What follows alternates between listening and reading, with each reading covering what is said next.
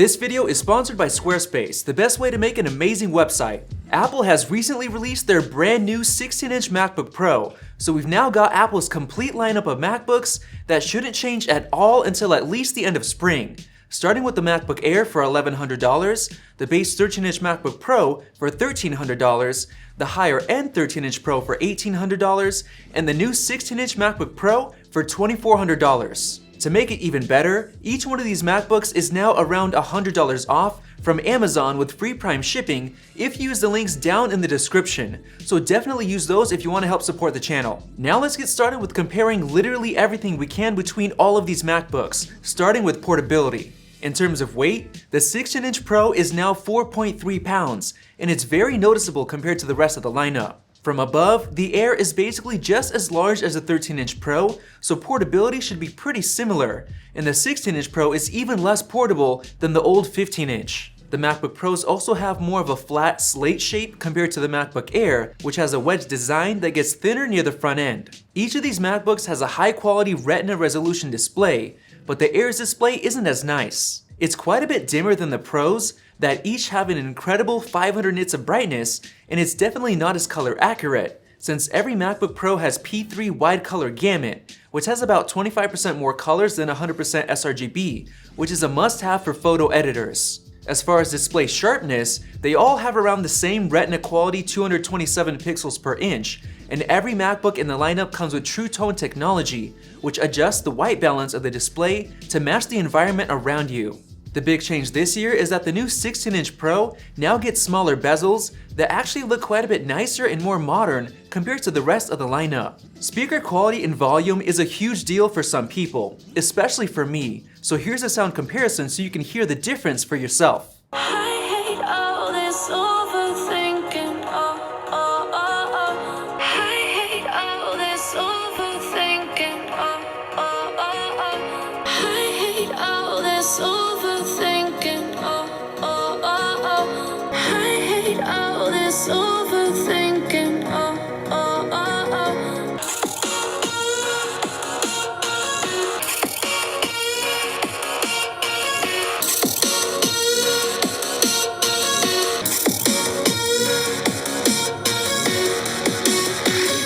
We noticed that the Air has slightly worse speakers than the base 13-inch Pro, and the higher-end $1,800 13-inch Pro gets even better speakers, but the standout model is the new 16-inch with a new 6-speaker design with incredibly good sound quality and bass, so definitely buy the 16-inch if you love great speakers. It also features new studio quality microphones, so here's a FaceTime comparison of all of them. This is a microphone quality test with a 13-inch MacBook Air. This is a microphone quality test with the $1,300 13-inch MacBook Pro. This is a microphone quality test with the $1,800 13-inch MacBook Pro. This is a microphone sound quality test with the new 16-inch MacBook Pro. Now onto the keyboards, the 16-inch MacBook Pro finally packs Apple's latest Magic Keyboard compared to 4th Gen Butterfly keys on the rest of the MacBooks.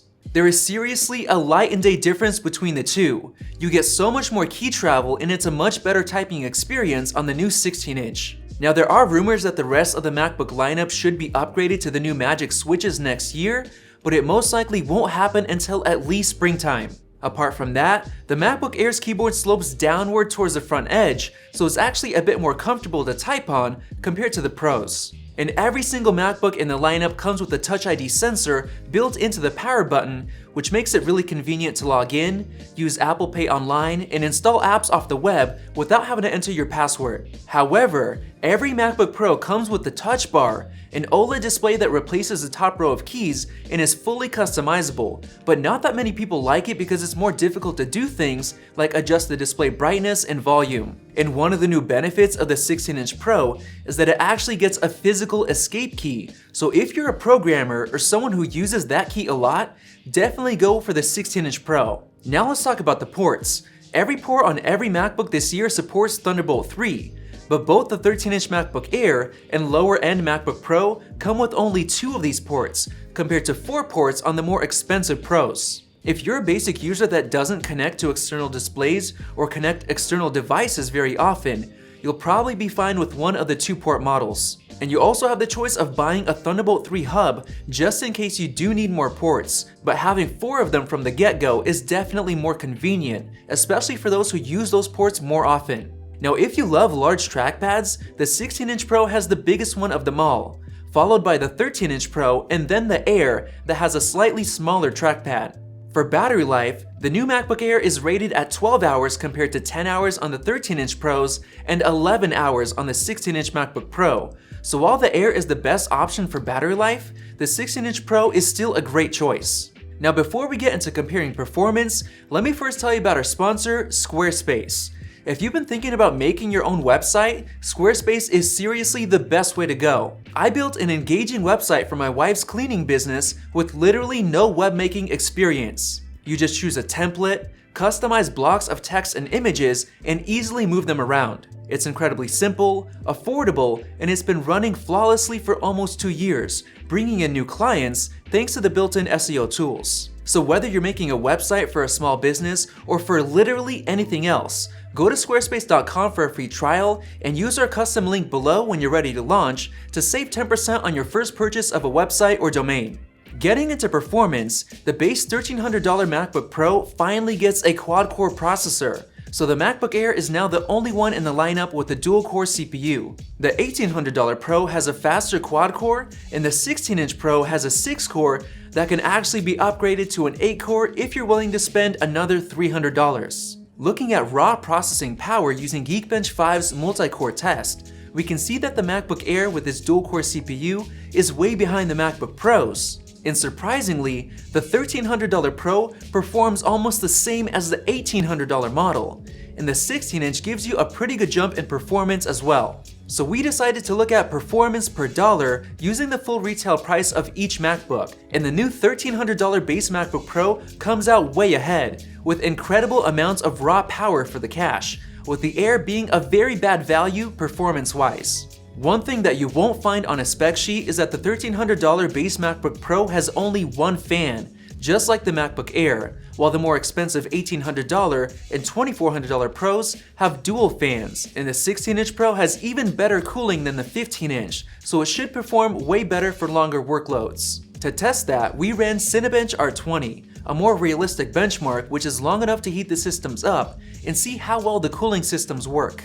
And surprisingly, the single fan on the $1,300 Pro didn't really limit performance like we thought it would, so we're really impressed with it. And the 16-inch was the clear winner in terms of performance. We then tested graphics performance using Geekbench 5's Metal test, and the 16-inch Pro completely destroyed the rest of the MacBooks because it's packing the new AMD Navi dedicated graphics chip. It almost triples the graphics performance of the $1,800 Pro, which is insane. And as you can see when looking at graphics performance per dollar, the 16-inch Pro now destroys the rest of the lineup in terms of value for graphics power. And since the 16-inch Pro has such a good graphics chip, we decided to test gaming performance using Unigine Heaven's Extreme preset, and it completely obliterated the rest of the lineup, with more than 4 times the gaming performance of the $1,800 Pro.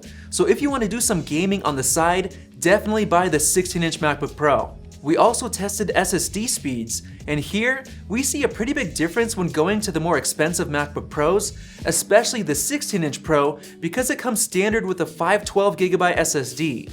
But even the less expensive models are still fast enough for most people. So if you're still confused on which MacBook you should buy, let me break it down for you. The $1,300 base 13-inch MacBook Pro is by far the best choice if you want to spend less than $2,400 on a new MacBook, thanks to its excellent performance per dollar and overall MacBook experience. Now if you don't really need a great display or high performance, and you'd rather save a couple $100, you can definitely go for the MacBook Air instead. The Air is great if you're a writer, a student, or someone who just wants a premium, reliable laptop for doing basic computer tasks like web browsing, working with documents, and sometimes watching some Netflix, as well as getting some extra battery life out of it. But to be completely honest, I personally cough up the extra $200 and just get the Pro anyway, since you get a better display, better speakers, and awesome bang for your buck in terms of performance.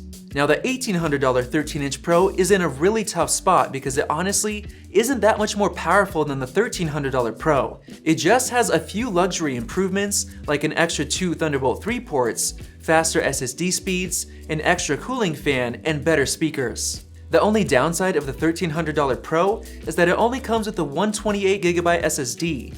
And even then, I still think it's a better value to upgrade to 256 gigs for an extra $200 instead of getting the higher end 13-inch Pro. I would honestly recommend everyone to completely ignore the $1,800 Pro and buy the new 16-inch Pro instead, because you're getting so much more with thinner bezels, the much better Magic Keyboard, the better microphones, better cooling, and much more performance with the 6-core processor, brand new dedicated graphics, and you actually get a 512GB SSD at the base $2,400 price instead of spending an extra $200 to get it on the high-end 13-inch Pro. The only reason you should buy the $1,800 13-inch Pro is if you absolutely must have a 13-inch for portability and you don't think the $1,300 model is enough for you. And even then, I would still recommend buying the lower-end 13-inch Pro or going straight for the $2,400 16-inch MacBook Pro, which gives you incredible value for the price. It's got the best speakers, the best microphones, and more importantly, much more performance with options of an 8-core CPU, up to 64GB of RAM, and a massive 8TB of storage. So there you have it. If you're still confused on which one to buy, comment down below and we'll help you out. And if this video helped you make a decision, make sure to use those links down below to buy. And if you want to see more videos on the new 16-inch MacBook Pro, check out one of those two right over there and click the circle above to subscribe. Thanks for watching and we'll see you in the next video.